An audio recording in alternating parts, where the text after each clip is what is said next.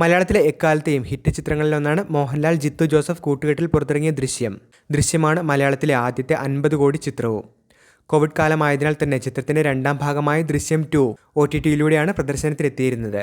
ഇപ്പോൾ ദൃശ്യം 3-ൽ മോഹൻലാലിൻ്റെ ഭാഗങ്ങൾ ചിത്രീകരിച്ചുവെന്നാണ് റിപ്പോർട്ടുകളിൽ പറയുന്നത്. കഴിഞ്ഞ ദിവസം മോഹൻലാൽ തരുൺ മൂർത്തി കോംബോയിൽ പുതിയ ചിത്രം പ്രഖ്യാപിച്ചിരുന്നു. നേരത്തെ ഓസ്റ്റിൻ ഡാൻ തോമസ് സംവിധാനം ചെയ്യാനിരുന്ന ചിത്രമാണിതെന്നും റിപ്പോർട്ടുകളുണ്ട്. ആഷിഖ് ഉസ്മാൻ പ്രൊഡക്ഷൻസാണ് ചിത്രം നിർമ്മിക്കുന്നത്. ദൃശ്യം 3ക്ക് ശേഷം ചിത്രീകരണം ആരംഭിക്കുന്ന ലാലേട്ടൻ ചിത്രവും ഇതായിരിക്കുമെന്നാണ് റിപ്പോർട്ടുകളിൽ പറയുന്നത്. അതേസമയം ആദ്യ 2 ഭാഗങ്ങൾ വലിയ വാണിജ്യ വിജയമായിരുന്നതുകൊണ്ട് തന്നെ ദൃശ്യം 3-ാം ഭാഗം വരുമ്പോൾ എന്തൊക്കെ സസ്പെൻസാണ് ചിത്രത്തിലുള്ളത് എന്ന് പ്രേക്ഷകർ ഉറ്റുനോക്കിക്കൊണ്ടിരിക്കുകയാണ്. ചിത്രത്തിൻ്റെ റീമേക്കുകൾ അന്യഭാഷകളിലും പുറത്തിറങ്ങിയിരുന്നു. അജയ് ദേവ്ഗൺ ആയിരുന്നു ഹിന്ദി ചിത്രത്തിൽ നായകനായി എത്തിയിരുന്നത്. ശ്രിയ ശരണും തബുവും ചിത്രത്തിൽ പ്രധാന കഥാപാത്രങ്ങളെ അവതരിപ്പിച്ചിരുന്നു. മലയാളത്തിൽ ദൃശ്യം 3 വരുന്നുണ്ടെന്നുള്ള റിപ്പോർട്ടുകൾ പുറത്തു വന്നതിന് പിന്നാലെയാണ് ദൃശ്യം 3 ഹിന്ദി പതിപ്പ് ആദ്യം എത്തുമെന്നുള്ള റിപ്പോർട്ടുകൾ വന്നത്. എന്നാൽ അക്കാര്യത്തിലൊരു വ്യക്തത സംവിധായകൻ ജിത്തു ജോസഫ് തന്നെ നൽകിയിരുന്നു.